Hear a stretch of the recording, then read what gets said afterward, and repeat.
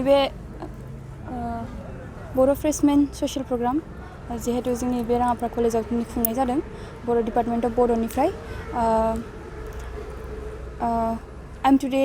present here and I would like to advise to all my brothers and sisters that they may experience it whatever they get in their life or whatever they get opportunity here they may grab it so that बिसोर जाहाथे गावनि लाइफआव मोजाङै मोजां आवगायलांनो हायो जोंबो बहुत एक्सपिरियेन्स मोनबोबाय बेहाय थानानै बहुत सोलोंबोबाय जि खामानिखौ जों मावनो रोङामोन बेखौबो जों बेहाय सोलोंबोबाय आरो आं बेखौनो आंनि फंबाय बिनानावमोननिसिम बेखौनो आसा खालामो जे बिसोरो जाहाथे मोजाङै मोजां फरायनानै गावखौनो गाव बिनिफ्राय मोजां मानसि बानायलांनो हायो बेखौनो बुंनानै आं खिन्थु बे बहुत मोजां जिहेतु बेहाय बे ओनसोलाव जोंना बे कलेजाल' मोनसे दङ स' बिसोरबो बहुत गोजान गोजाननिफ्राय स्टुडेन्ट्स फैयो जिहेतु जोंनाव बेहाय बिसोरनि थाखाय बहुत चान्सआ मोजां जायो जिहेतु माने स्टुडेन्ट्सफोराबो जोंना बर' स्टुडेन्ट्सफोराबो एसे बुरजायै दङ स' बिसोरो जाहाथे अपरचुनिटि जेबो अपरचुनिटिसफोरखौ जाहाथे माने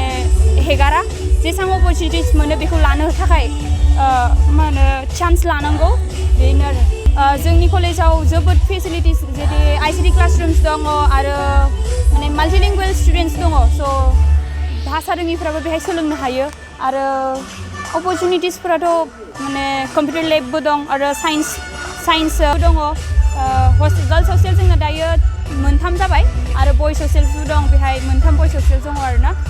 जुदि गोजाननिफ्राय स्टुडेन्ट्स फैबाबो बेहाय थानो थाखाय माने मोनसे अपरचुनिटि आरो बेबो मोनसे मोजां फेसिलिटिस जाय स्टुडेन्ट्सआ बेहाय फरायनो गोसो খুবেই ভাল লাগিছে যিহেতু আজি এবছৰ দুবছৰমান আগতে ময়ো এজন শিক্ষাৰ্থী আছিলোঁ তো আজি সেই শিক্ষাৰ্থী সময় হৈ থকা সময়ত যোনখিনি অনুভৱ কৰিছিলোঁ আজি আকৌ সেই একেই অনুভৱ কৰা যেন লাগিল ভাল লাগিছে আজি ইয়াতে আহি ধন্যবাদ জ্ঞাপন কৰিছোঁ মই অৰ্গেনাইজিং কমিটিলৈ আৰু আমাৰ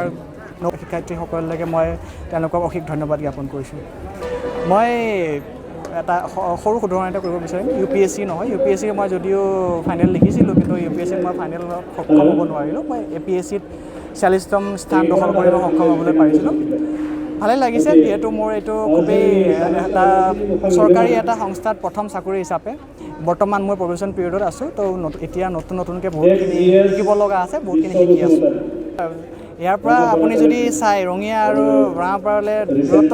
খুবেই বেছি তো যোৱাকালি ৰাতি মোক প্ৰসাদ ছাৰে ক'লে যে এনেকুৱা এটা প্ৰগ্ৰাম আছিলে আপুনি এবাৰ আহিব আৰু সেই ইয়াৰ অহাৰ আজি উদ্দেশ্যটো মোৰ এয়াই যে যাতে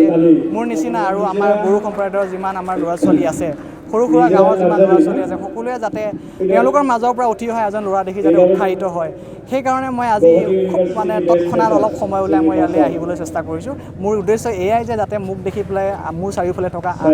সৰু সুৰা যিমান ল'ৰা ছোৱালী আছে অকল বড়ো বুলি নহয় অকল বড়ো ল'ৰা বুলি নহয় যিমান ল'ৰা ছোৱালী আছে গোটেইখিনিয়ে যাতে দেখি উৎসাহ হয় তাৰ বাবে মই আজি ইয়াত আহি এপাক দেখা দিলোঁ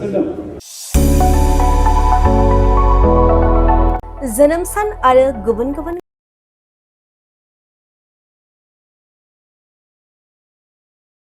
नंगौ जोनोम सान आरो बायदि गाब गोनां बोब्लिफोराव नोंथाङाबो लुबैयो केक मोनफ्रोमबो बोब्लियाव केकआ बयखौबो मुहिहोयो आरो देहाखौ थाजिम मोनहोयो बेबायदिनो क'क्राझार सहर डन बस्क' HS स्कुल र'डनि वार्ड नं 4आव दं नोंथांखौ मुहिहोग्रा आरो थाजिम मोनहोग्रा गोथाव केक गोथार जोनोम सान फालिनाय बायदि गाब गोनां बोब्लिफोराव खुगा गोदै खालामनो नोंथाङा लांफैनो हागोन क'क्राझारनि बेकारि एन्ड